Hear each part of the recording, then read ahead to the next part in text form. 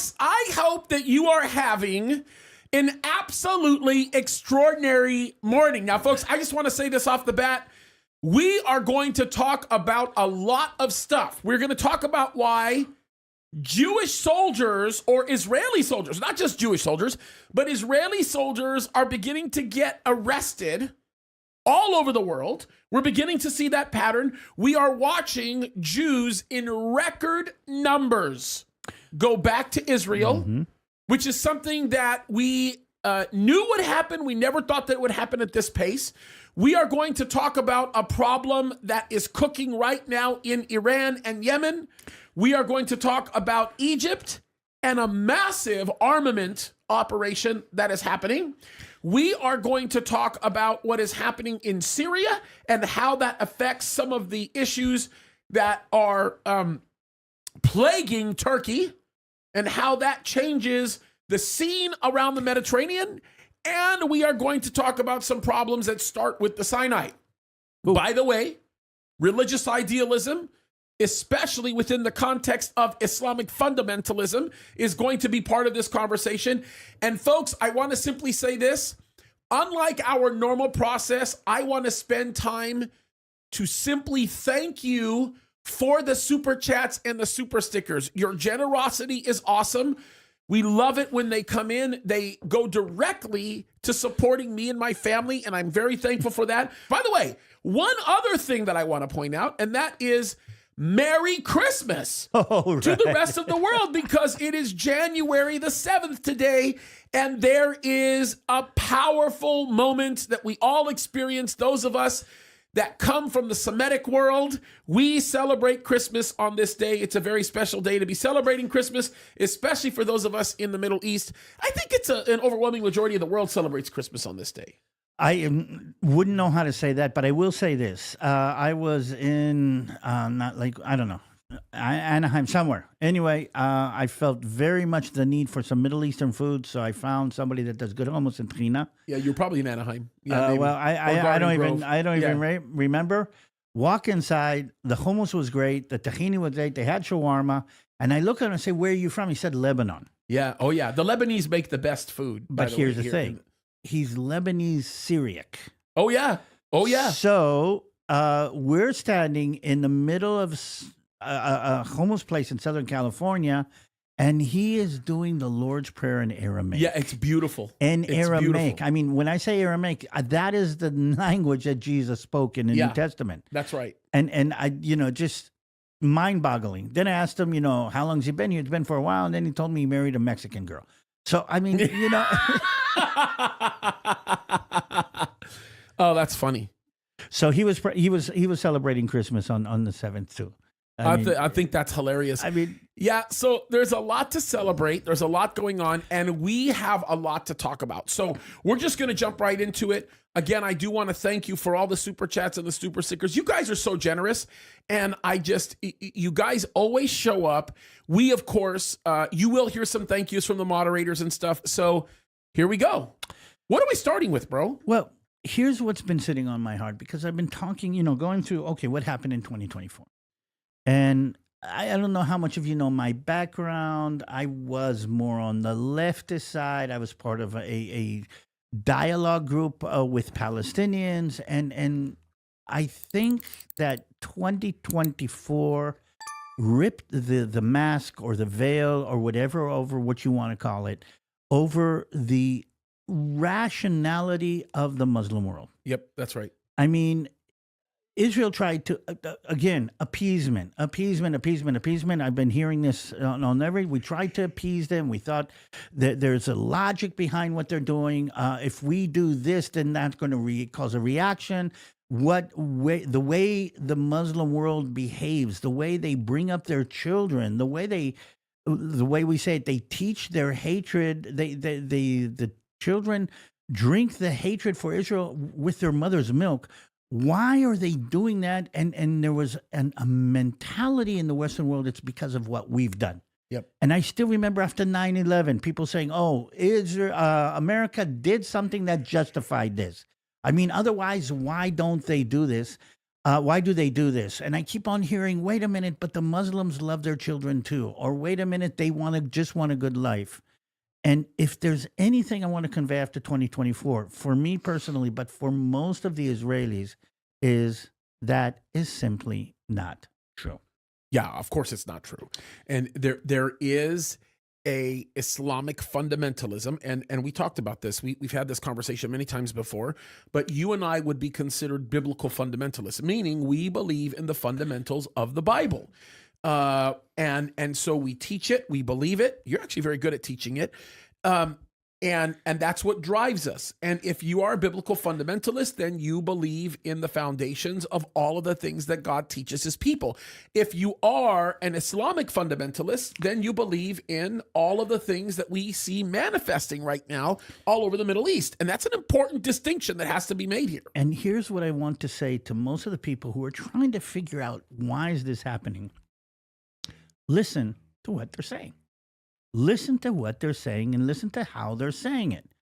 And we can go into the other side of Islam, but one of the things I want to stress today, because specifically what's happened during this year is the fall of Iran. Yep. Or the fall of the Iran, how do you say, octopus with tentacles and all the different families. Right. And there's a whole dynamic of what's going to happen in the future, what's going to happen now. But a couple of people have been asking me, and I've been kind of going through this, why?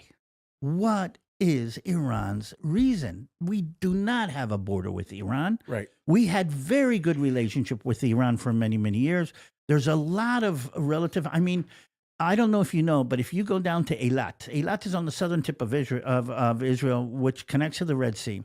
There is a 15-acre piece of land on the shore that connects to a pipeline that goes from Eilat to Ashdod.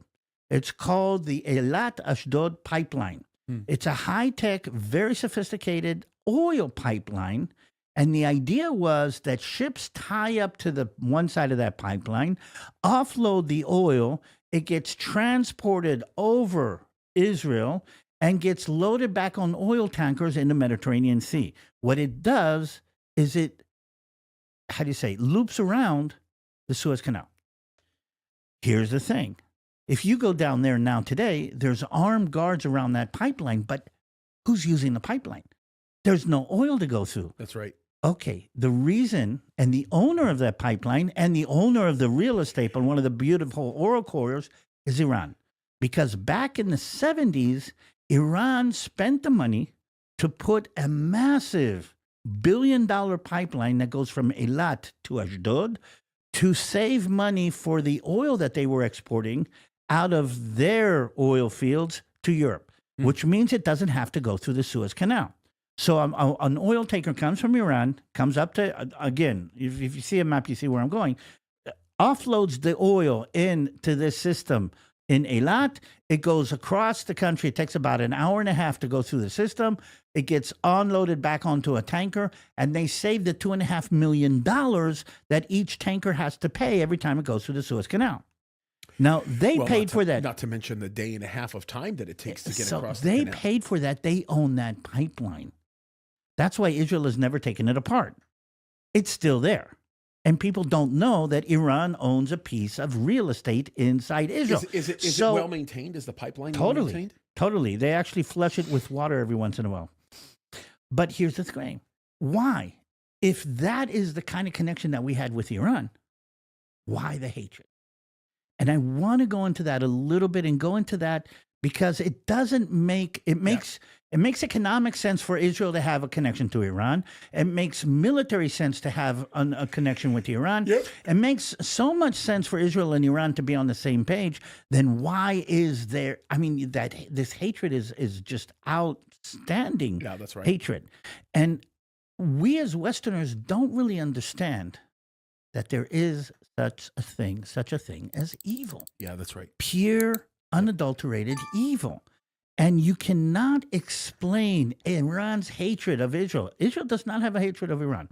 You cannot explain Iran's hatred of Israel without a deep biblical / evil / dynamic element that I think it's interesting or important for people to understand, because I hear people in the West say, wait a minute, what's the problem? Why don't you just get along? Why don't you just sit down? No, we can't just get along, because the core problem is not a political problem. It's not an economic problem. It's not even a military problem. It's a deep-seated religious problem. Well, and look, this is something that we've talked about on multiple occasions. The way that I tend to demonstrate this, and it's really, really important, is I'm all for going to the table and sharing a meal with somebody. Like, I think that that's really important.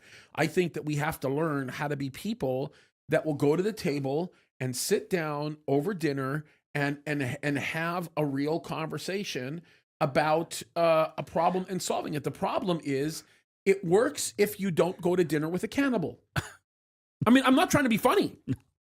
If you sit down and you say, hey, let's sit down and have a conversation, that works great. So long as you're not having a conversation with somebody who wants to eat you. And that is, in essence, what we're talking about when we're talking about Iran. We're talking about the proverbial cannibal. You're going to the table and they want to eat you. Okay, so can I take about 5 minutes? And I want to go a little bit into Iranian Shia theology. Yeah, it's an important discussion. And that'll make so much sense, okay? And again, in Islam, power and religion come together. Just like for many years in Europe, the Pope was a political entity as much as he was a religious entity.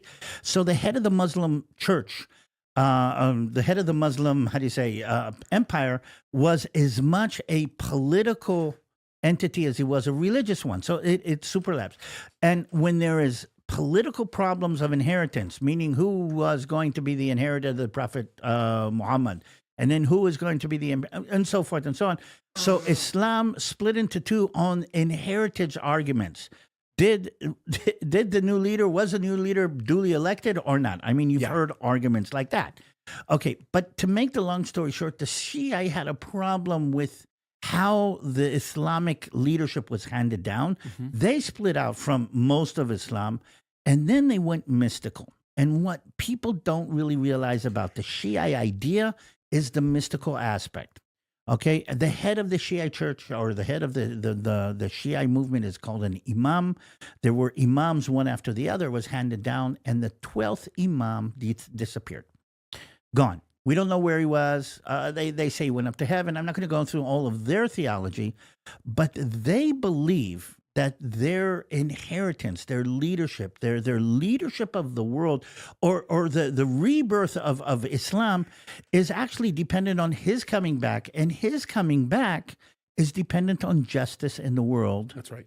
And they see Israel as the main barricade, obstruction to world justice. Yeah. And until Israel falls, there will not be justice. Until there is not justice, the 12th imam will not come.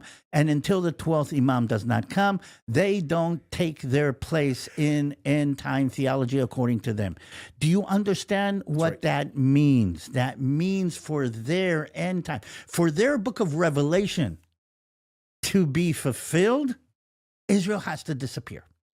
That is something that supersedes, goes above and beyond all of the political, geopolitical, and whatever. And I need the West, and I think Israel has filled in on this one. I need people who look at what's going on in the Middle East and say, well, I mean, why don't you just get along? No, because they believe that my destruction will bring on their end-time theology. No, that's right. It's called Twelvism. It's called Shia. It's called the Mahdi. And anybody who knows anything realizes that's the core problem. That gets translated into policy, into military, into everything. That's why they keep on saying Israel has to disappear. Israel is an obstruction to world justice. That is their theology. Yep. Now, one of the things a lot of people don't understand is that the Shiites in Iran, who are not Arab, by the way, and the Shiites in Yemen, who are not Arab, they are Yemenis, have this Twelvism in common. That's right. And that's why a Yemenite people that we have nothing to do with, that has no economic connection to us, has no interaction with us, is willing to put on their flag, death to America, death to Israel, blah, blah, blah, blah, blah. Why? Where does it come from? Because for them, in their mind, their book of Revelation cannot be fulfilled until Israel disappears. Now, you and I know that the book of Revelation that we believe in is going to be fulfilled when Jesus comes again. Yes, that's It right. has nothing to do with anybody dying on this earth. Yeah, I mean, lots of people are going to die, and Okay. it's part of. I mean, but I know what you're. I know what you're saying. In other words, there's not a contingency that is placed upon people dying.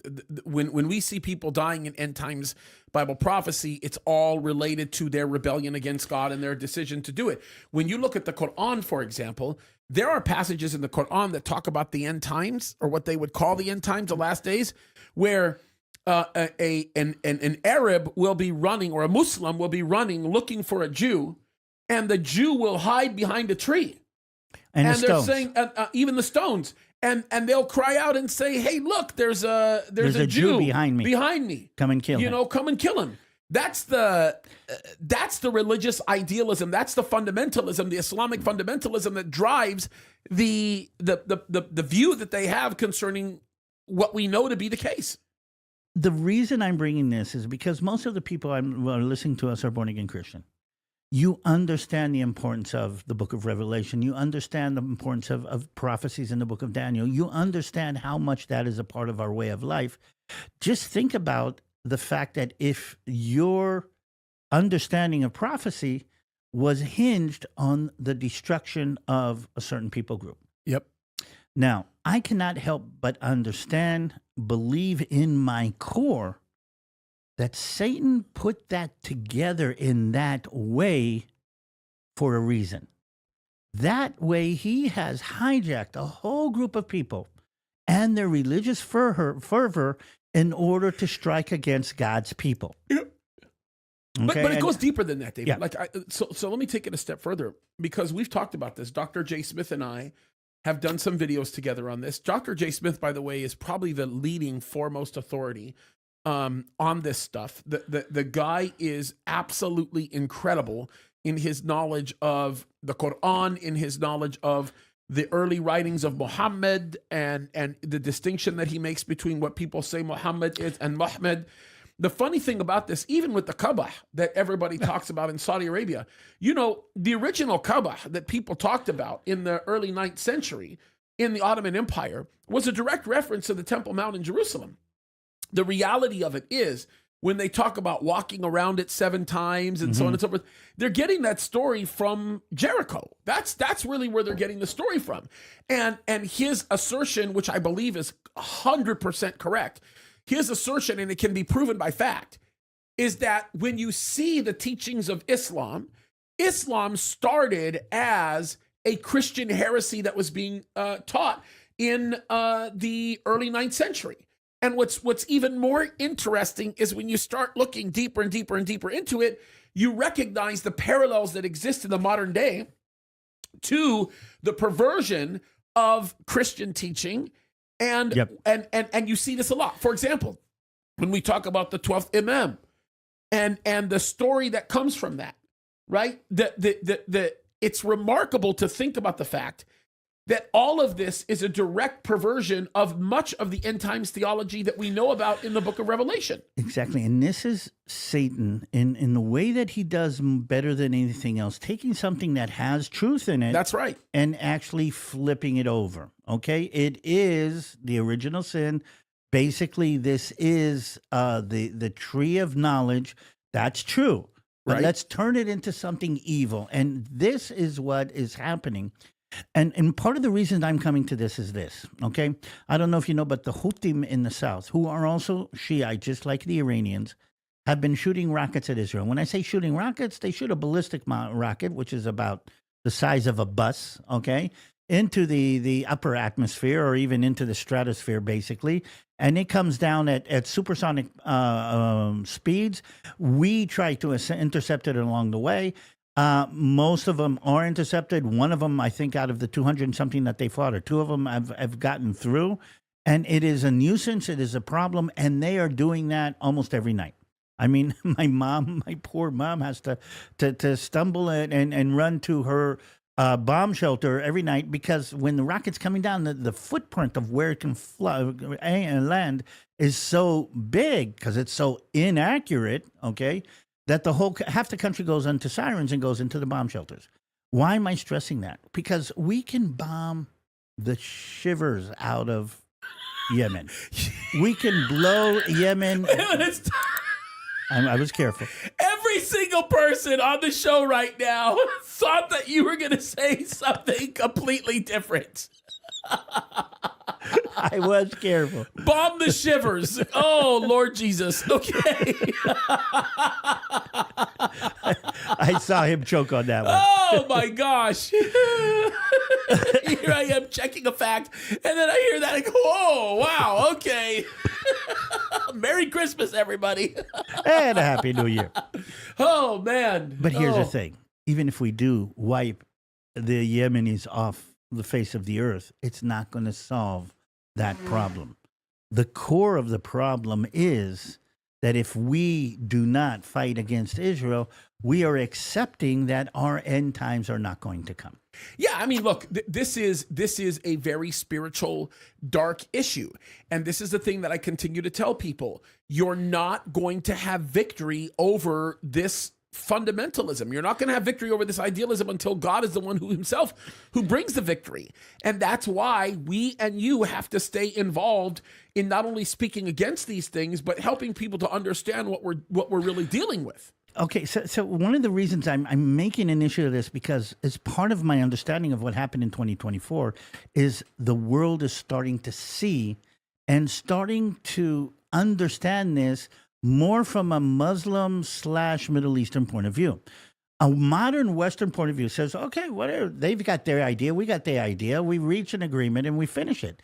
But if you understand how deeply embedded this is, as deeply as most Christians' born-again faith is, you understand that Satan is using I'm going to say an abomination of the truth. Yeah, that's right. Okay, in order to hijack a whole group of people who believe they're doing this in the name of God, and then they are translating that into military, and that gets translated into politics, and that gets translated into geopolitics, and that gets translated into everything that we're seeing in the Middle East.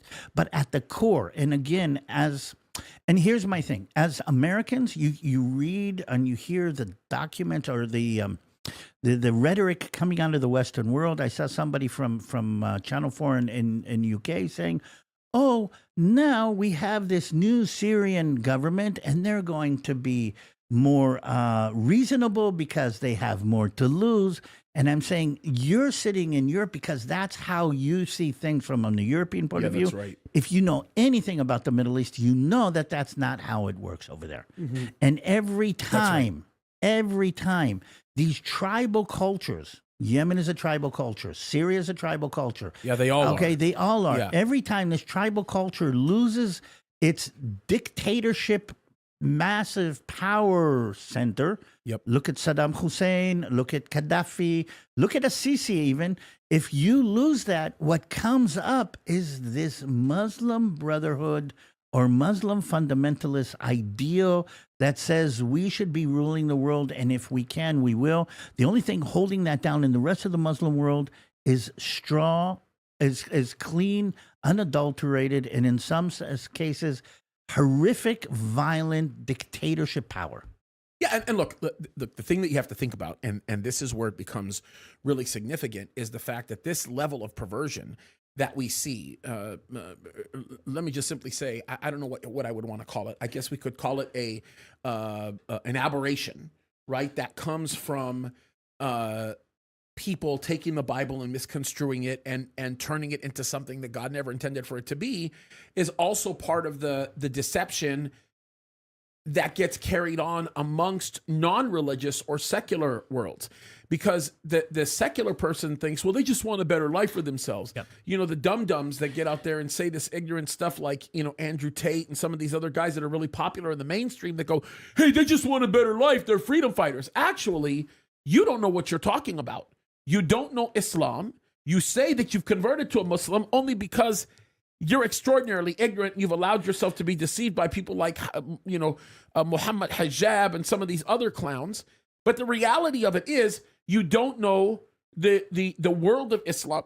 You don't know the fundamentalism that exists that is very hardline. And while all of Western Europe is thinking, well, this is just them wanting a better life, and so long as we give them a better life, everything's going to be okay. No, actually, what you think is giving them a better life is literally you equipping them for the next attack. It's equipping them for the next thing that they need to do, bi'ism Allah, in the name of Allah. That's exactly what they're looking to do. Americans, do you the understand worst. that you are the red cloth in front of the eyes of a Muslim bull? 100%. And the Judeo-Christian, the Christianity base, the freedoms, the openness, the right that you have to go to church on a Sunday is built into your political system. That, by definition, is something that they see as a threat to their way of life. 100%. And Americans, Western people, don't really get the idea. Now, why am I making this? Because this is my New Year's understanding. Okay, I'm sitting and looking, well, what happened last year? What happened? How did we get into this situation with the Iranians? I mean, what do we have with the Iranians? Yeah. How did we get into the situation with these Houthis?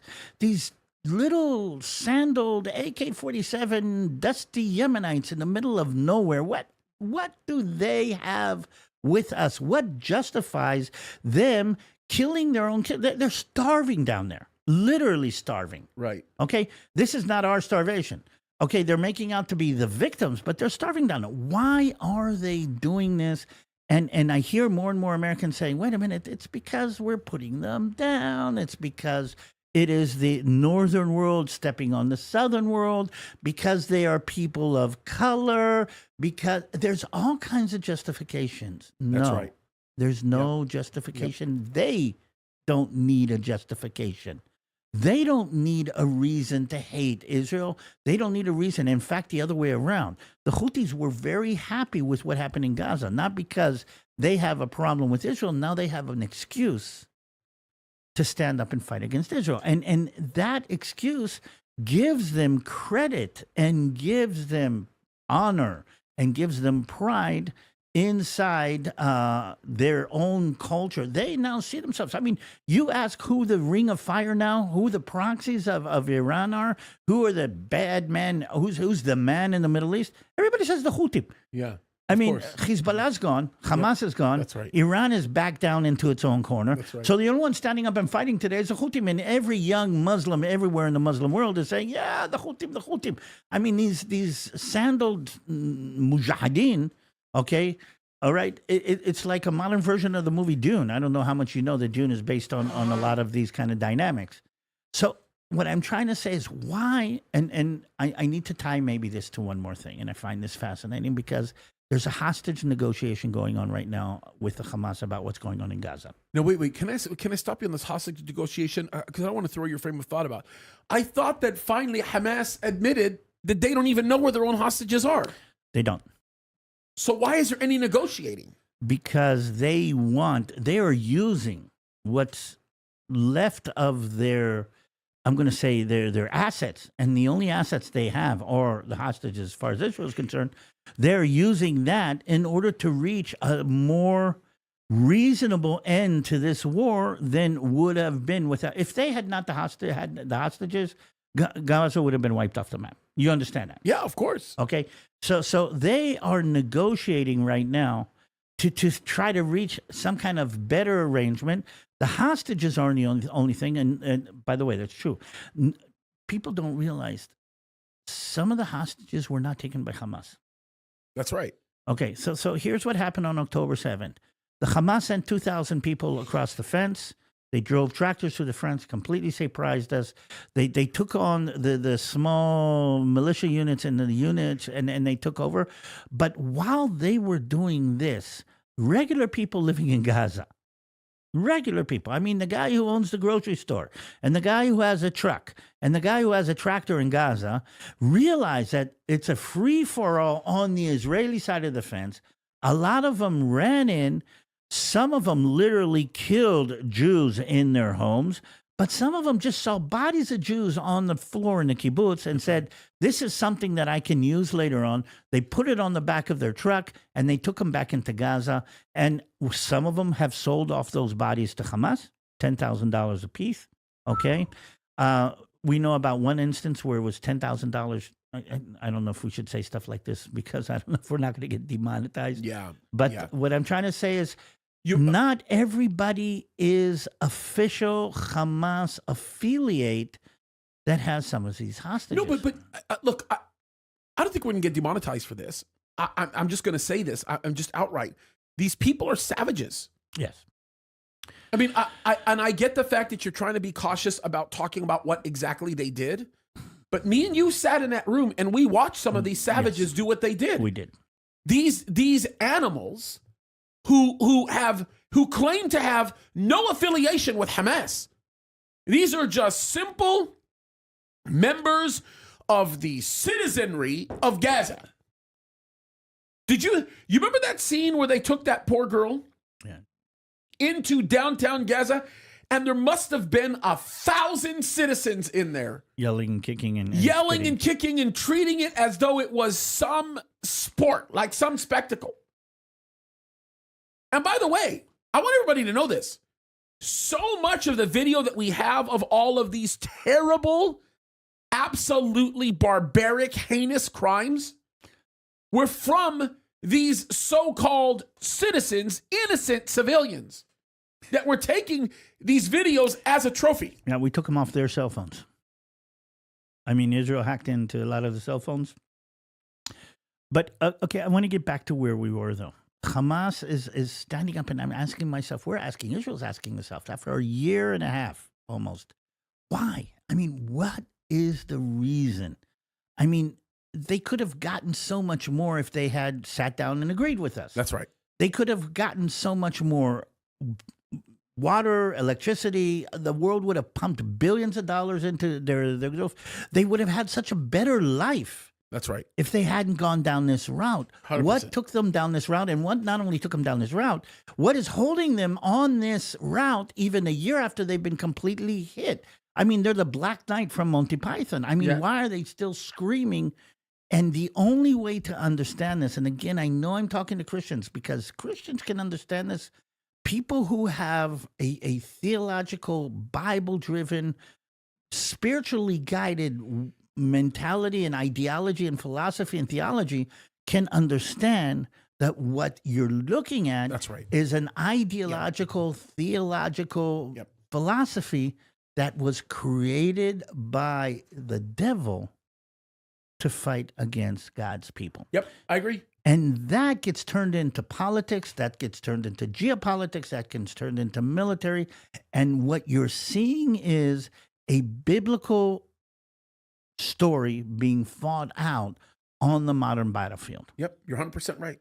And I think if there's anything I've learned from 2024 is you can't rationalize all of this with regular politics. No, I it's mean, spiritual. we've done it. Yeah. You can't rationalize all of it with military. You can't rationalize all of it with emotions. There's something more going on. And that is my look back at 2024. This is what I want people in the world to understand. No, you're 1,000% correct. And this is why the complications are going to erupt in this year beyond anything that we've seen. If we think that things are going to mellow down because Trump's in office, let me just explain something to you. I actually think things are going to get worse. And I'm not saying that Trump is going to make things worse. I'm just saying that this spiritual war is going to literally wage on and rage on in ways that we never thought we would see it manifest. Okay, so if you're following where I'm going with this, Iran has been smashed.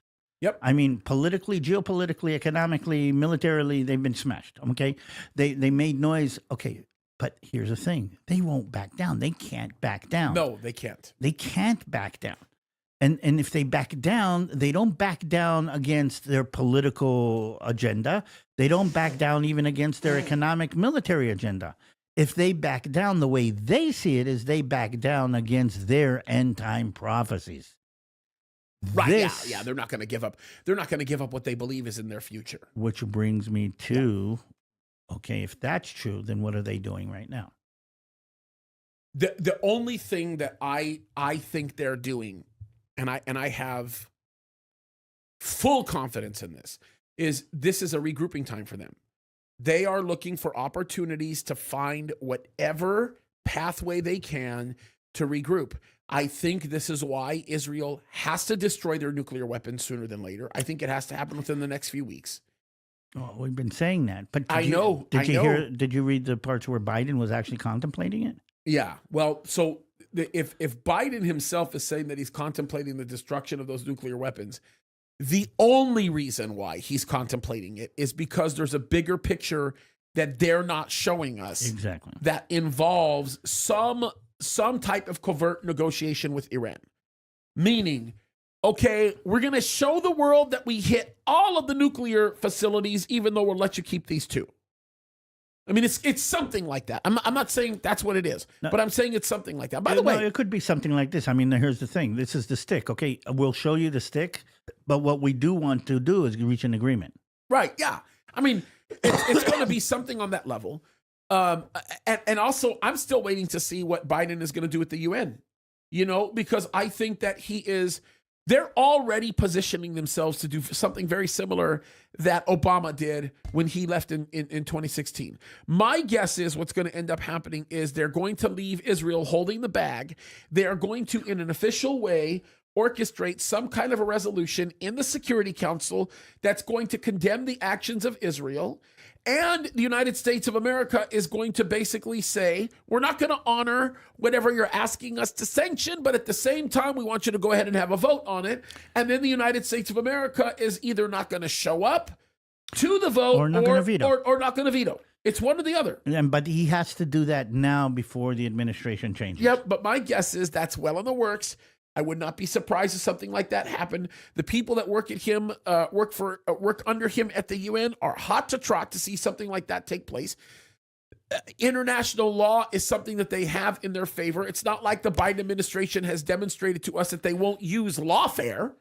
I mean, look at what they did with Trump and everybody else. Yeah. So I mean, do we need to explain the difference between the UN General Assembly and the UN Security Council? Yeah, go ahead and explain it to people. There's a significant difference, by the way. I want everybody to understand that. But they still are both what David would call the United Nothing. Yeah. I think that they are the largest terrorist organization in the world. By the way, can I also make this very clear so everybody understands this? When Russia entered into Ukraine, Russia was the president of the UN Security Council. Yeah. They are still a member of the UN Security Council. The problem is that the General Assembly, which is basically a democratic organization, it's a democratic club where each nation gets a vote.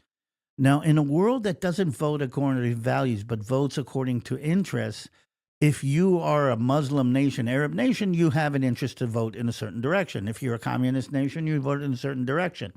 And that makes Israel's situation in the General Assembly very, very problematic because there is one Jewish state, and we have in the United States, and we have a couple of followers, but on the whole, the world is turning its back on the Jewish state. And there are 23 Arab states and I think 48 Muslim states. I don't know how many altogether. Yep. And we're talking about in a democratic one nation, one vote, Israel is horrifically outnumbered. The only thing is that resolutions that were decided by the General Assembly are not legally binding on the nations themselves. That's right. On the other hand, there is a Security Council. There's a humanitarian council. There is a refugee council, all kinds of things. But there's a Security Council, and their vote is more binding. Meaning the Security Council actually has how many permanent members? 15 permanent members. 15 permanent members, yep. Including the United States, Russia, and so forth. That means not all of the countries. That's right. Algeria, China, Denmark, France, a bunch of those other countries. And because when the United States and England and the rest of the superpowers at the end of World War II put the Security Council together, they correctly decided that they wanted to have more weight in the Security Council than others. So the United States, Russia, who else has veto power? I think UK. I believe France does as well. France. Okay, yeah. There are 5 nations that have veto powers, which means even if the Security Council makes a decision, The United States has a right to veto that decision. Why is that important? Because the Security Council decisions are binding. Yep. Meaning, if the Security Council decides that no more airplanes will land in the airspace of Israel, then no more airlines can fly airplanes into Israel, and they would have to deal with it. Now, I'm not saying that's going to happen, but I want to say on the whole, the United States has stood behind some has stood against some very, very anti-Israel designations. For instance, calling what's going in Gaza again a genocide. It's ridiculous. And by the way, let me just give you guys some perspective on how backwards and hypocritical these terrorists are. Okay, just so that you know. Okay, in October of this year, who presides over the UN Security Council? Who's the president of the UN Security Council? You know who it is? Russia. Do you know who's presiding over the UN Security Council this month? Algeria, I believe. Let me go look it up. But I'm almost certain Algeria is presiding as the security. The hypocrisy. I mean, it was at some point the Security Council was presided over Algeria. by the Syrians. Okay, and by the way, China next month. So you get an idea of what we're dealing with here. But here's the thing: Biden has a couple of weeks. He could pass something, or the Security Council could put something together where the Biden administration decides not to veto. And that would become binding as a present for all of us the day before he steps out of office. Oh, 100%. And what the position of the Biden regime is going to be to in essence, relinquish back, or how we say, cancel whatever sanction might be put upon Israel. But at the same time, the whole purpose of that wasn't to sanction Israel in the first place. The whole purpose wasn't to punish Israel in the first place. The whole purpose was to put Israel's wrongdoings, or what they call Israel's wrongdoings, on the record so that they can build a criminal court case in the international criminal courts councils. So the politics... It's evil. So the politics are about, but here's the thing. Again, if we go back, the core reasons, we know where the core reasons, we know where the motivators are from. They get turned into politics, okay? And the Biden administration is going to do that in spite of Trump, to spite the Trump administration. 100%. So all of a sudden you've got somebody who was probably supportive of Israel doing something anti-Israel for internal politic reasons. And like everything else, and if there's anything I want you to take from 2024, is that Israel is I'm going to say the wind vane of the world's spiritual wind direction. Yeah, I would agree. And if you want to know what's happening, if you want to see what's happening in the tornado that we call the modern world, look at what's happening with Israel. Yeah. And that will give you a good indication of the situation. Yeah, that's not wrong. That's absolutely not wrong. That's absolutely correct. And I think that that's the part that we have to stop for one moment and really reflect upon, because the none of this, as we've been talking about, is physical. This is all spiritual. There's no way in the world that nations go into self-destruct mode like this unless there's something really, truly spiritual happening. And that's what we're seeing right now. How do you we're witnessing. explain the Houthis? How do you explain Iran if not for... I mean, it's not geopolitical. I mean, what can I... They have so much more to gain by how do you say, partnering with Israel. I mean, they have so much more to gain. How do you explain that kind of vehement hatred? I mean, anybody opens up a map. Look where Iran is. Look where we are. Look at the differences. Yeah. I mean, what is the situation? Why? And Israelis are asking themselves, wait a minute, let's go back. I mean, Israel asked itself on the 8th of October, the day after the 7th, why? We've tried to appease you. Terrible question. We've tried to get you. We've tried to understand you. We live with you. We like your food. You work among us. Why? Why this kind of hatred, generational hatred, year after year after year after year? Let's say you don't agree with the politics. Let's say, but you're losing so much more than you're gaining. Look at what's happening in Gaza, and look at the Hamas. And I'm going to say it carefully. It's not only the Hamas, it's the people in Gaza. Yeah, of course. Who are standing up and saying, we are not going to allow the Jews to take over a country. Our problem is not creation of a Palestinian state.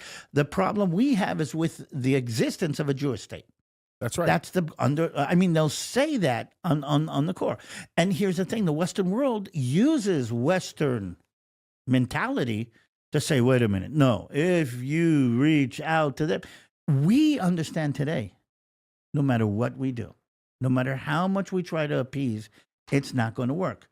Now, again, I want to tie what happened in Syria here, because look at this.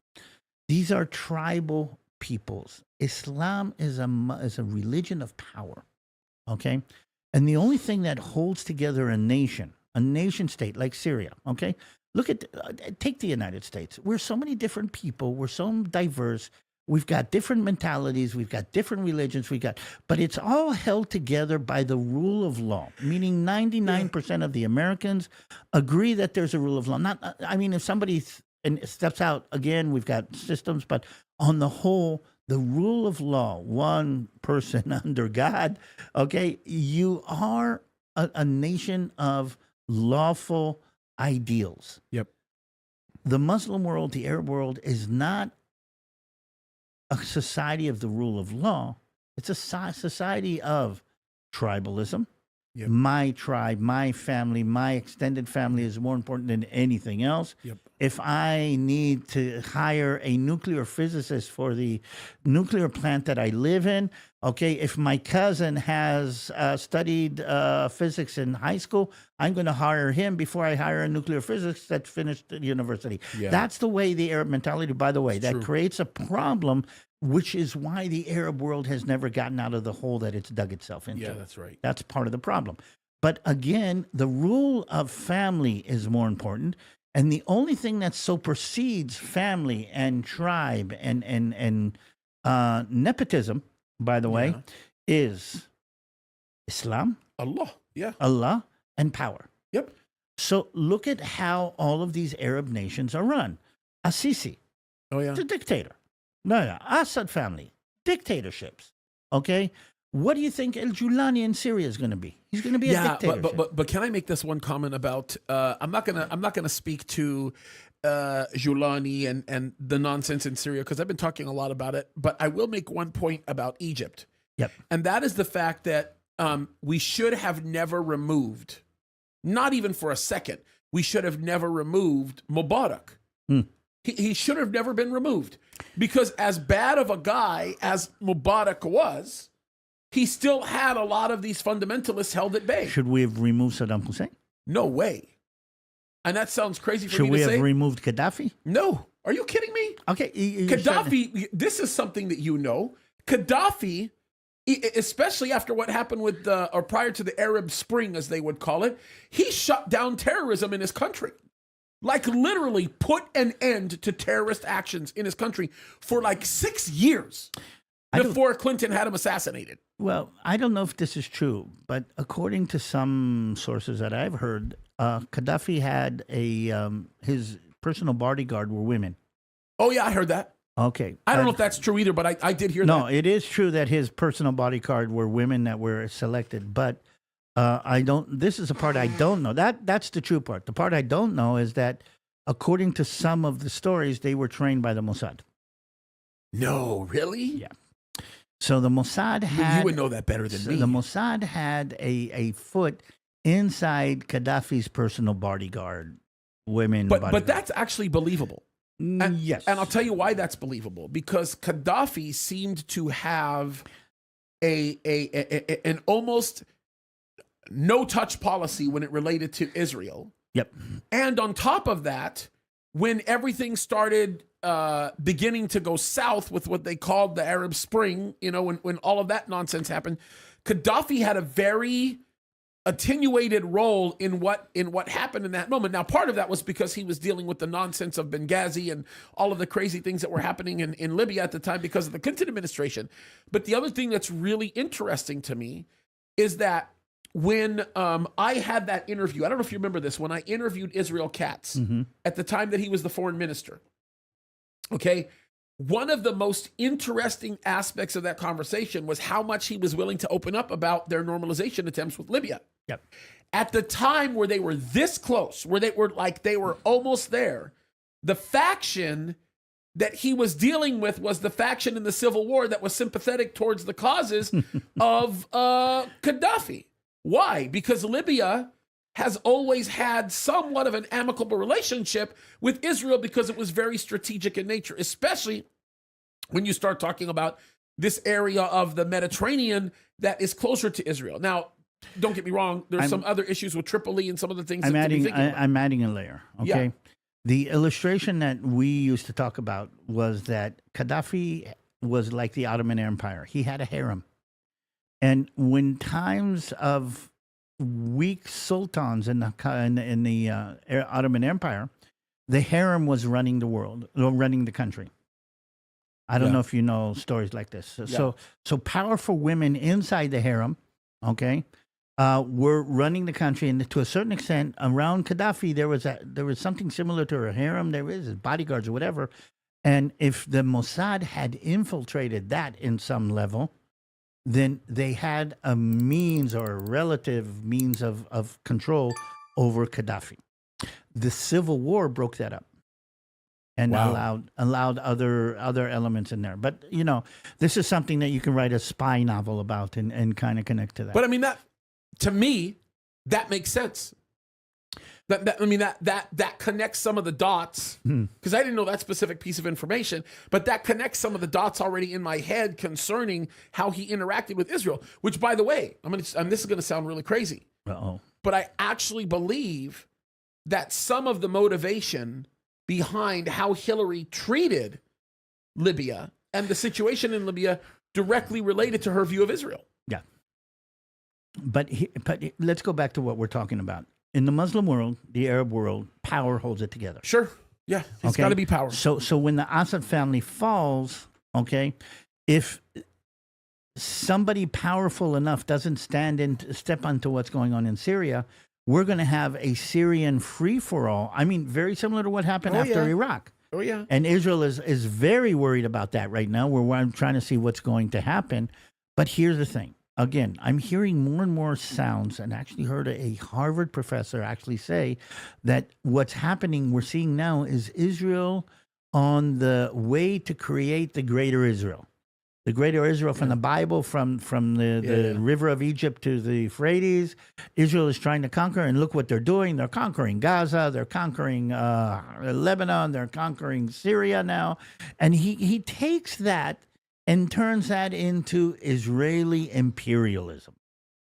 And anybody who knows anything about what's going on realizes that is so far from the truth. That's right. But that's how you can take anything and slant it in whatever direction you want. But I think that's the problem. Like, the problem is there's a lot that isn't even being paid attention to.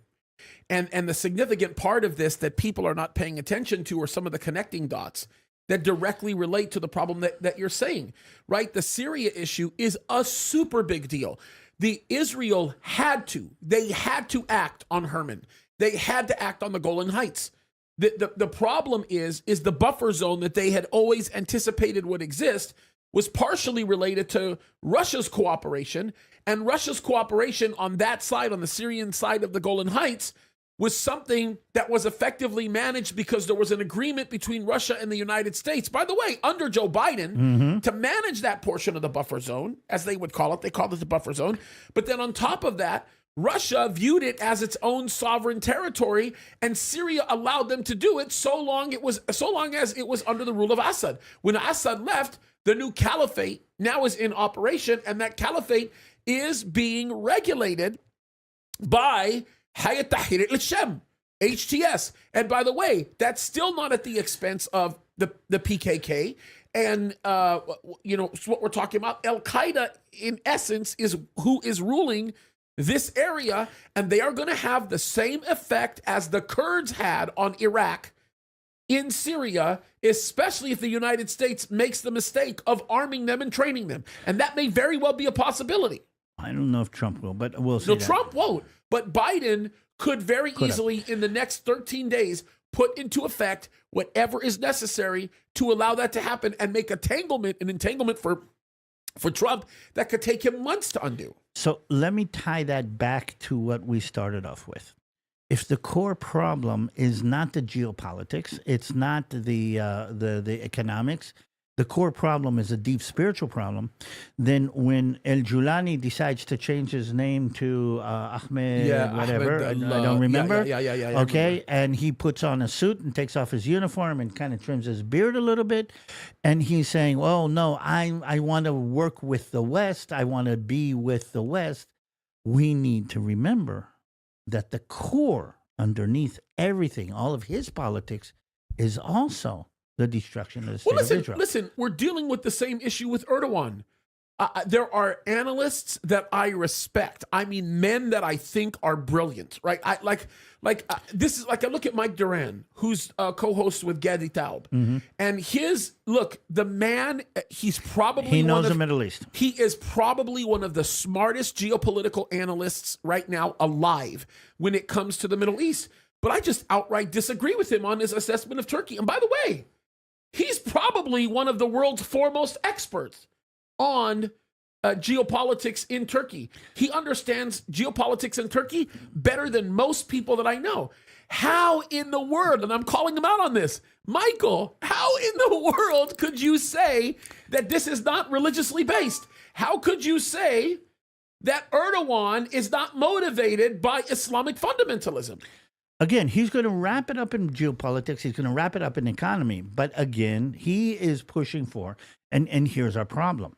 I think it was Gadi Taub that says we live in a very complicated neighborhood because we have two how do you say, ex-empires. Yeah, the Iranian Empire, ex-empire. The Turkish ex-empire, the Persian Empire, the Ottoman Empire, both of them are actually saying we want to go back to being the greatness that we was. By the way, what do you think Russia's doing right now? Oh yeah, sure. The Russian Federation. So these are ex-empires who don't want to accept a new arrangement in the world, that they're standing up and they're fighting for. And again, the only reason for this is honor. Yeah, and let's face it. Look, I mean, let's just be real for just 1 second. What the USSR was doesn't even come close to what the Ottoman Empire was, or what the Persian Empire was. Those two empires, completely towered over anything that we saw in the USSR. Now, don't get me wrong. There's just sheer square footage involved in the former Soviet Union, undoubtedly, right? Even in the Russian Federation alone, they probably own more square footage than anybody else. But the reality of it is, what you see beginning to erect its ugly face is a function of all of that. And then we were going to talk about this.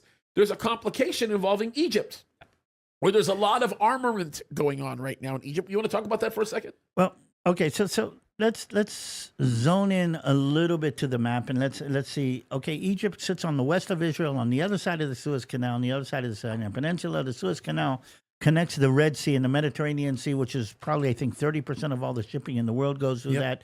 Every ship that goes through that, we mentioned that before, pays Egypt $2.5 million, I think, is the minimum rate. Anything bigger, I mean, we're talking about billions of dollars. And now Egypt has a serious problem. On one side, they have the whole balagan with Israel and the Hamas. And by the way, just let's make this clear, the Egyptian economy was making billions off of the smuggling of goods underneath the border between Gaza and Egypt. So they're losing that. Now they're afraid that refugees from Gaza will flood into the Sinai Peninsula. And let's make this clear. Everywhere that Palestinian refugees go, the Muslim Brotherhood and the balagan comes with them. I mean, look what happened in Jordan. Look what happened in Lebanon. Look what happened in Syria. I mean, the Palestinians, so the Egyptians don't want anything to do. So they're beefing up their military presence in the Sinai. In the meantime, the Houthis down in the south are costing, I think I heard something like $4 billion a month to the Egyptian economy. Easily. If not more. I mean, we're talking about huge amounts of money by closing off the shipping. So Egypt now has been buffing up, building up, and buying up huge amounts of military. They have tripled their military in the last 5 years. That's right. Tripled. That's tripled. right. Now, the question is, why do they need this? I mean, Israel's not going to attack Egypt. Right. Okay, why do they need this? They've got Libya on the other side. By the way, Libya is a massive issue on the other side. So their border with Libya, again, like we said, a country is falling apart. We don't know who's going to be in power there. So that is a problem. But there's a growing feeling and even some downright talking. If you're going to do that, show me Yemen on the south. We're going to do that. Even some dialogue talking that what Egypt is thinking, contemplating. Okay. Add on, by the way, the problem that Egypt has with Ethiopia on the Upper Nile. Right. Okay. If you look at a map of Egypt, and this is a good map to look at it, you see that Egypt is the strip of land that sits on the Nile. That's right. Okay. The Nile is Egypt's core lifeblood. In many ways, yes. If I dam the Nile before the Nile comes into Egypt, then Egypt is in a very sore situation. That's right. And Ethiopia is actually threatening to dam or to change the Nile before it crosses into Egypt. Now that is that's a how do you say declaration of war as far as the Egyptians concerned. So all of a sudden, Egypt has a problem in Libya, a problem in Ethiopia, a problem in the Sinai, a military problem, and now the Houthis sitting way down there at the bottom. Okay, or saying, okay, we're going to cut off your main source of income for the Egyptian economy. And I wouldn't be surprised if we see, and by the way, the Houthis are a problem for Saudi Arabia. I wouldn't be surprised if we see some kind of connection, and I think Trump is putting this together. Yeah, no, understandable. Saudi Arabia, yep, Egypt, Jordan, the Gulf states, and Israel, and that's going to be the big carrot that Israel is going to be offered, okay, in order to solve the Houthi problem in the south, okay, the destabilization of Syria in the north, okay, and that's going to be what Trump, I think, calls the mega deal. Yeah, and this is very important that we understand this, because what he was talking about is critical. Because for those of you that don't know, I'm going to wiggle my mouse so you can see it here. That's Yemen, where the mouse is wiggling, okay? So the problem is all of these areas like Aden and Sana'a and Tals and some of these other areas, they're all heavily controlled by Houthis. I think this is like very important to understand. So when they act, what they're in essence doing is they are touching this little area, and I'm going to focus on it because I think it's important, right? You can see it's a bottleneck. They're touching this little bottleneck that's right here, where, of course, this is Djibouti here. And this is interesting because when you look at this section of the African coast, this is an area that is a highly contended area. And I want you to see this very closely. Hopefully the color is going to show up. But if you'll notice the darker colors right here, I need you to pay attention to that, because the ships that go through are going to only go through in these darker colors, okay, where you see this. So the problem is when you have Houthis that are hanging around right here in this little tiny area that I'm zooming in, okay, when you start talking about this little area where they're nestling themselves into, okay, and this little pathway being almost completely unguarded because you can't get some of the larger vessels in here that you need to guard that area, the Houthis have free passage to go in between and over. Not to mention the Aden road that covers the coast. I don't know if it shows it. I think it's this road right here. Yeah, it's the white road. Yeah, it's the white road. It shows it. They have full unmitigated access to this area. Now, the problem is this. They have boats that are capable of running shallow ground or shallower waters, and they line themselves all the way along this deeper area. So you can imagine the problem that ends up creating, okay, when you're trying to have these people going in and through this portion of the Red Sea, and I'll mark the path for you. It becomes very difficult because they have to make it all the way through this area. And the Houthis have missile firing capabilities, okay, where even if some of these larger boats get through because they declare or represent a sovereignty that they don't want to mess with, they still are shooting at people. And this is very important that we understand this, because when you zoom in on Egypt and you start getting into areas on the Sinai, like Sharm el-Sheikh and all of that, already as it is, Egypt is taking a huge hit. Because when people want to go on vacation in Egypt, guess where they're going? They're going to Sharm el-Sheikh. They're going over here. This is where they're hanging out, which, by the way, I've been there. It's beautiful. It is. Yeah, it's beautiful. So the problem is this is becoming a highly contended area. It's not stable at all. Bombings are happening everywhere. And the canal. Yeah, and then you have the issue with the canal. Okay, nobody wants to go through this portion of the Sinai because that creates a bigger problem, and that is if you go deeper into this area where my mouse is, you don't have a real way out, and that is an easy way for Egypt's naval shoring capability to stop or blockade anybody that would want to come in and do it. And they're brutal, and they will be brutal. But if you come in over here through the Suez Gulf, you now have the canal. And this is the area where they are making a lot of money. That waterway. If you sit down and you talk about what's happening just in Port Said, and you start examining the kind of money that's coming in there, it's significant. That's why Trump is going to have a pretty tremendous effect on this, because Saudi Arabia, I'm going to zoom out for just a quick second. Saudi Arabia is recognizing this. In Riyadh, they're going back to Egypt, and they're telling Egypt, we'll subsidize the cost of your loss in the Suez Canal while you give us an opportunity to shore up the problem we have with the Houthis. In the meantime, while we're dealing with our Houthi problem, what we're going to end up doing is we're going to create a new path. And anything that comes from India, Pakistan, any of the other stands, believe it or not, some of the trade that's beginning to start in Afghanistan, some of the stuff that's happening over here in the all around the Persian Gulf, right? Some of the other countries, Kuwait and some of these other countries, when all of this stuff starts to kick off, all they're going to end up doing, this is what they're going to do, is they're going to cut across a very weakened Iran. They're not going to go into Iran, but they're going to go north of Iran into Iraq. And they are going to cut a pathway that's really important for everybody to understand and recognize. And that is either through Jordan, okay, or even through Syria, depending on what's happening right now. But either way, the pathway is going to be a lot easier now, because they're going to be able to expedite what they get over into the Mediterranean, which, of course, as you can see, gets you into the Atlantic.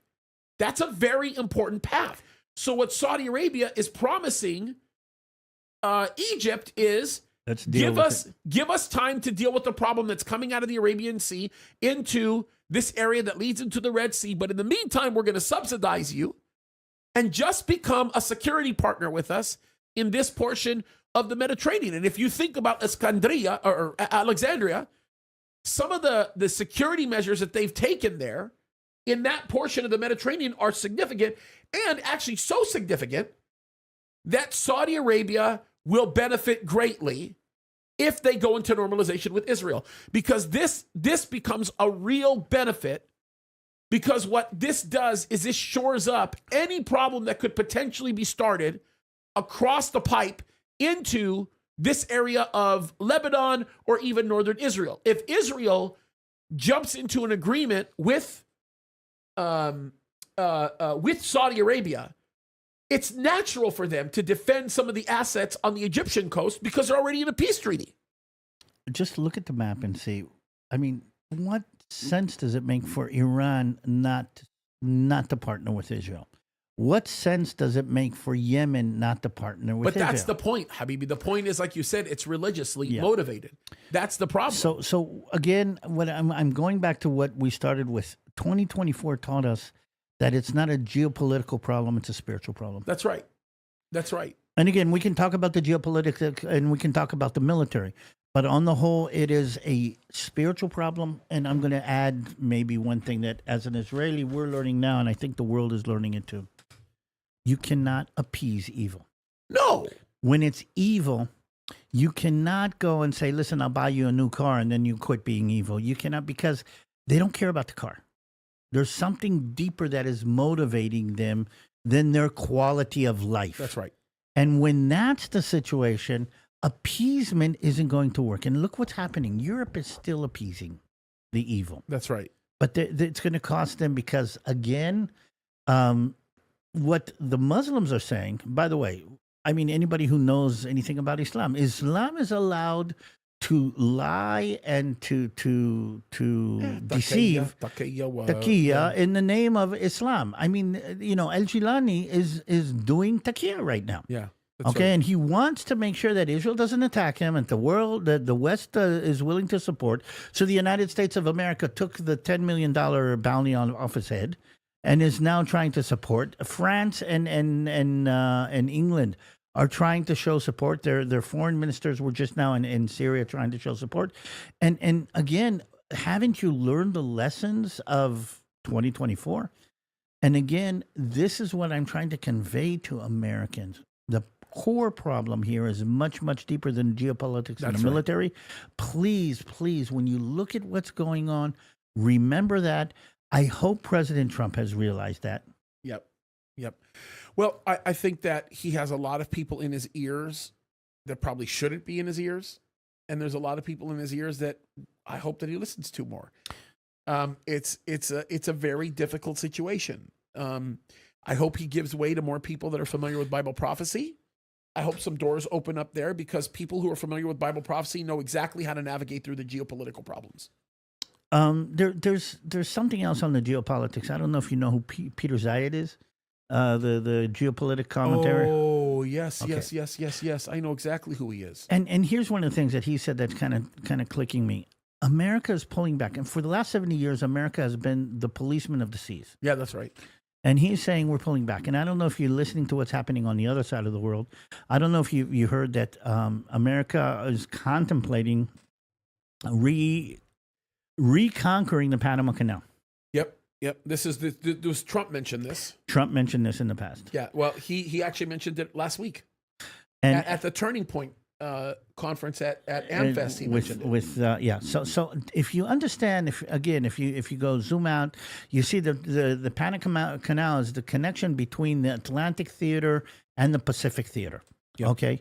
And what Trump is saying, I can't control what's going on all of the seas, and I can't take a chance that if I have a war with China and I need to move assets from the Atlantic Theater to the Pacific Theater, that somebody sitting on that canal in Panama is going to block my option. And That's looking at what happened with the Houthi, Yeah. okay, anybody who knows anything about the freedom of the seas has to realize that somebody sitting on that bottleneck, I mean, if the Houthim could do it, anybody sitting on this bottleneck creates a much bigger problem for the United States of America. And what Trump is saying is, I don't trust the freedom of the seas anymore. Yep. I need to control these choke points in a way never before. But with Panama, Trump is facing a bigger issue, which is why he's writing it very, very hard. Okay. The issue is the fact that he was the witness to, over the last 4 years, what was the continuation of the Obama policy, and that was the remarkable erosion at an extraordinarily alarming rate of American naval forces. Yeah, We naval watch power. this great erosion, right? Things being taken out of commission, boats just completely destroyed. We've seen so much. So this is not just an issue of maintaining sovereignty for Panama, okay? The bigger issue, and the issue that's deeply concerning, is what happens on this side of the canal, okay, which is distinctly the Gulf of Panama, and what's happening in the Caribbean. It's a very serious concern for the United States of America. And if Trump cannot control what's happening in the Caribbean right here, okay, he has a bigger problem to face when he comes on the other side. It's a big, big problem. And this is something that we have to be able to look at. And because if you don't pay attention to that, then this is exactly what you're going to get right here. Not to mention the fact that, and I should probably point this out, Honduras, which is slightly north of that area, is a problem of grave concern right now to the United States of America because of the fact that so many terrorist operatives are being known to come out of this area and going in through this little ribbon and then eventually illegally entering into the United States of America. That's a big problem. But So he has a series of security concerns yeah. that he's wanting to address, and he can probably address all of them by dealing with Panama. what I'm trying to say is, if you watch what the Houthim did with Bab el Mande, I think the Trump administration realizes that I have to take better control over 100%. Panama. Panama is much more critical to the United States, and especially in any kind of future conflict with China.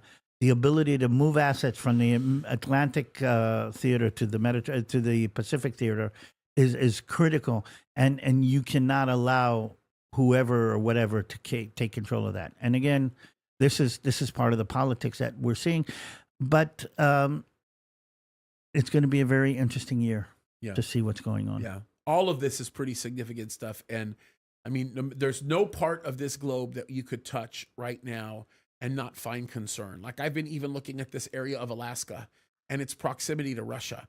Like, if you think about it, folks, this is Alaska right here. This is Russia. I mean, think about how close you are.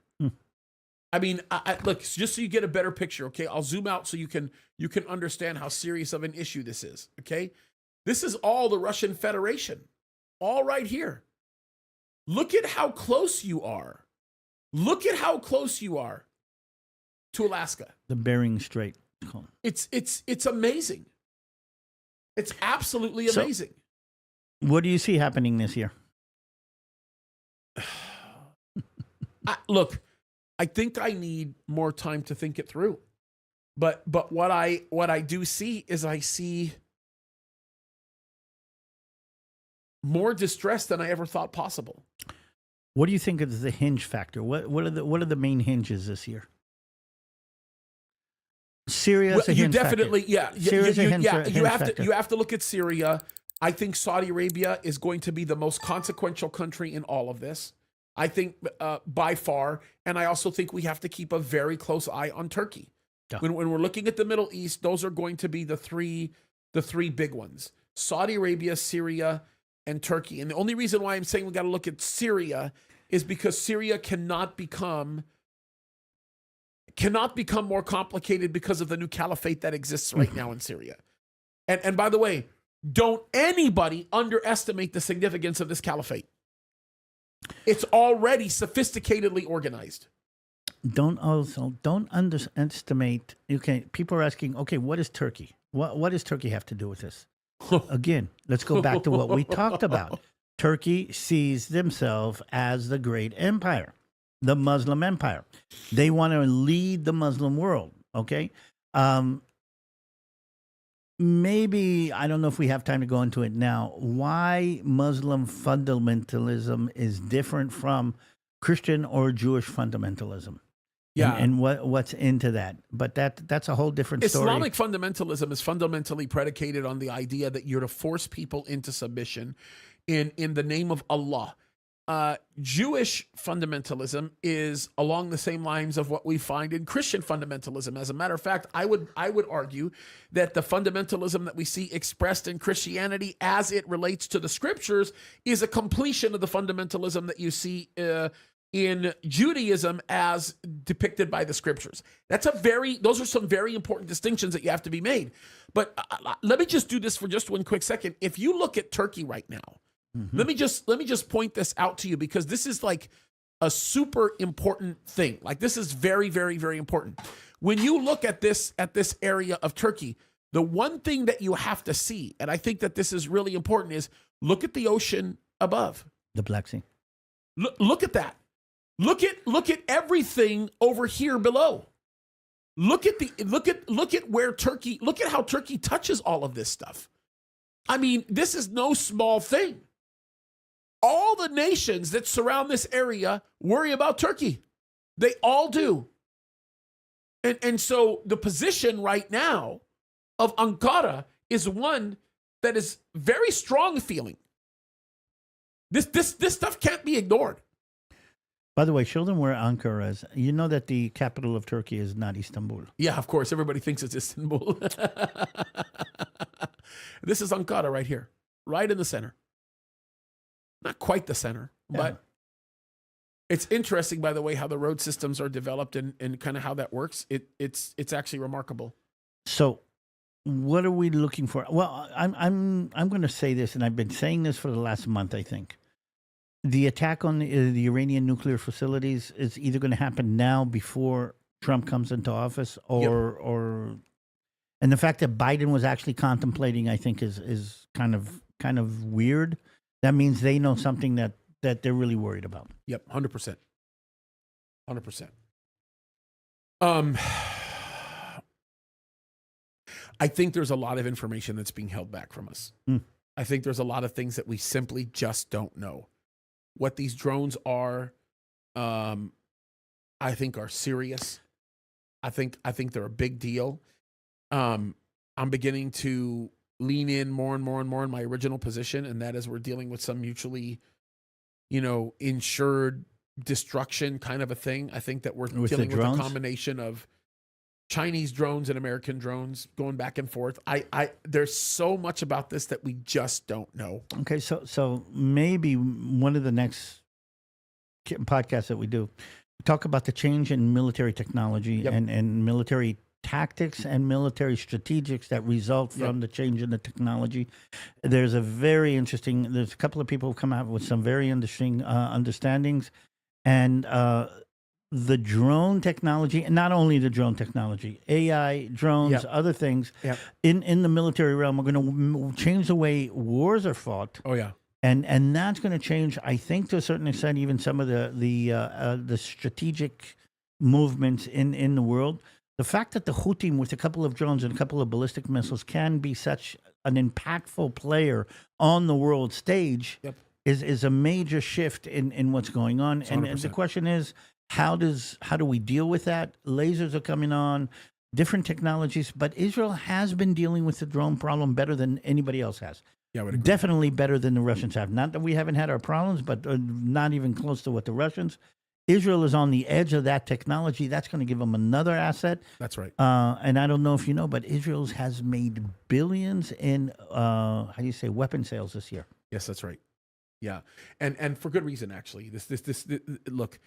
The money that Israel is making in their weapon sales, by the way, is a very strategic maneuvering of Bibi and his security cabinet, in that they recognize that the money that's being produced by these exchanges for weaponry and ammo in some cases is not just strategic because of the economic benefit that it provides for Israel. If money was the only thing, then Israel probably wouldn't even be messing with the arms aspect, because they're making money in much more efficient and effective ways.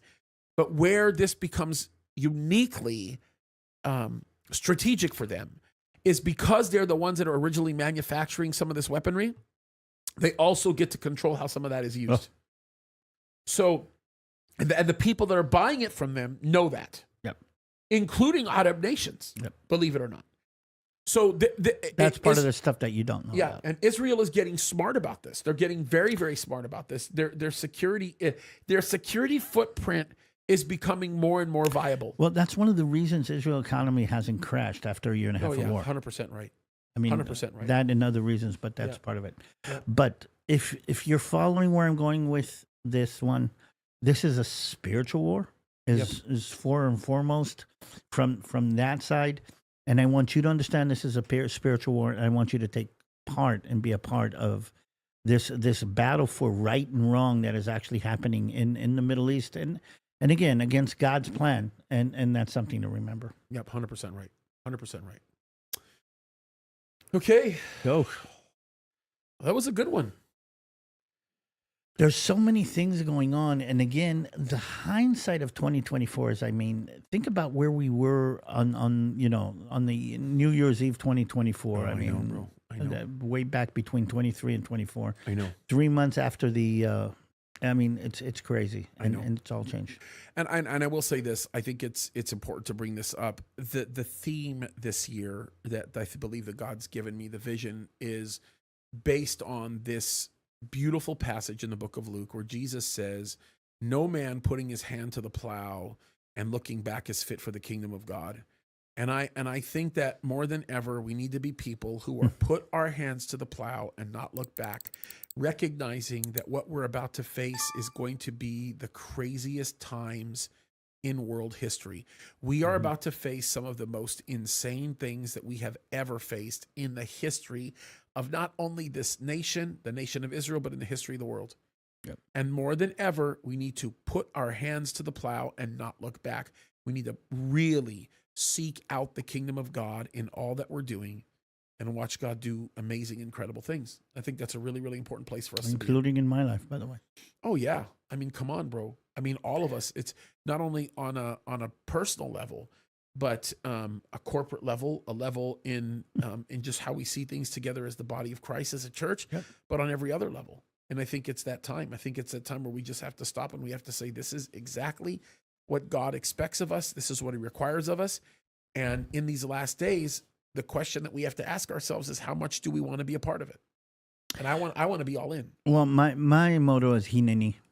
Hineni Yeah. means here I am. Yeah, that's right. Here I am. Beautiful phrase, by the way. Very, very beautiful. As a matter of fact, most people wouldn't appreciate this, but if you read this in the context of Isaiah, in Isaiah chapter 6, it's really beautiful.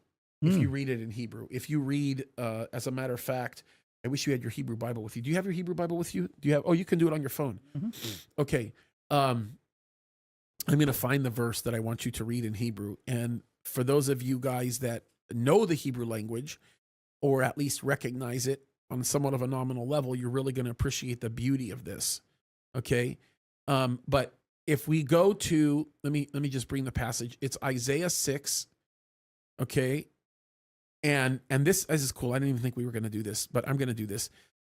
Isaiah 6, and there is a portion here that I want you to read, okay? This is where his mouth is pretty much sanctified by God, right? And this is verse 8 of Isaiah chapter 6, okay? Let me see. You're going to recognize one of these phrases. It will be the last two phrases that's spoken in this verse. So we're Isaiah chapter 6, we're in verse 8, where he hears the voice of the Lord. You pulling it up? Yep. Sometimes our phones act crazy. It took me a second. That's why I kept babbling over it. Hebrew. Okay. Later. Update later. Not right now. Yeah. Okay, listen to this. Listen. I've actually got it marked. But see? But you see that beautiful phrase that you just invoked? Read it in its context. And those of you who speak Hebrew or know any Hebrew words, you'll understand how beautiful this is, how poetic this is. Okay, I'm going to start from 7. Okay. ויגע על פי, ויאמר, הנה נגע על שפתיך, ושר אונך, חטאיך תכופר.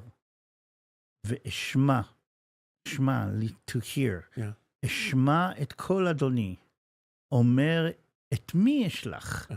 מי ילך לנו? ואומר, הנני שלחני. I mean, just those last few words. How does that not get you emotional? הנני שלחני. Yeah. Here am I. Here am I. Use Send me. all of me, or send all of me. It's an all-inclusive term. It's not just, he's basically saying, when you think about it, because it's very beautiful, you have to think about it in its context. He's basically saying, this is all I have. Like, I'm giving you, my life is all I have. Send it where you want to send it. I mean, it's a heavy statement. But he started off with touching his lips and cleansing his lips. his That's right. cleansing his sins. Meaning, I can be a vessel only when I am touched and cleansed. But after I am, hineni. By the way, it's Hebrew. heavy. Hebrew is a very. I mean, there's just like any other language, there's difference in intonation. So there's a difference between hineni. Okay. Yeah, like hineni. yeah, All what right, do you want? here This I is am. what you get. Okay, and then there's hineni. Yeah. The second way that he said it is a place of humility. The way he said it the first time can be taken two different ways. Okay.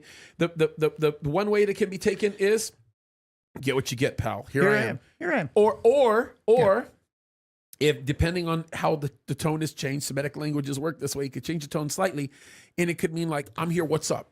Almost like an aggressive, almost in an aggressive context. I mean, you can hear that. I can actually hear somebody saying, "What do you want? I'm here." Yeah, right. Exactly. What do you want? Exactly. I'm here. Exactly. I mean, so the humility and the brokenness in Isaiah and how he words it. And by the way, did you notice he said he wanted to read verse 7 before he read verse 8? I think it's because David wanted to demonstrate the process of brokenness that Isaiah had to go through as God touched him. It's pretty powerful stuff, and I think this is a great year for that. Vessel. You're not a cleansed vessel. You're not a good tool. You're not a sharpened axe. Yep. Until he touches your lips and says, "I have taken your sins away from you." And it's a very dangerous prayer request to go to the Lord and say, "Here am I, use me." It's dangerous. Told you, me and Jonah have been talking a lot lately. All right. David, you want to pray for us, bro? Yes. On Christmas, it's a special one. Oh. Okay. Avinu shebashamayim yitkadosh shemcha. May your name be blessed. Here we are. Hineni. And here we are. Everything that we are. We've been cleansed. We've been forgiven. And now we're here to be used in any way that you seem fit. Send us where you want. Send us to be what you want. Let us be your shofar here in this land. We know that what's going through your land right now is hard and is scary. But here in the United States and around the world, we want to stress that we are your tools. We're your tools for your plan. We're your tools for your glory. We're your tools for whatever needs to be done now in order to go forward.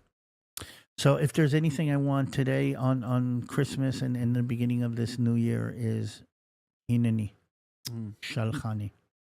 Send me where and what you need me to be.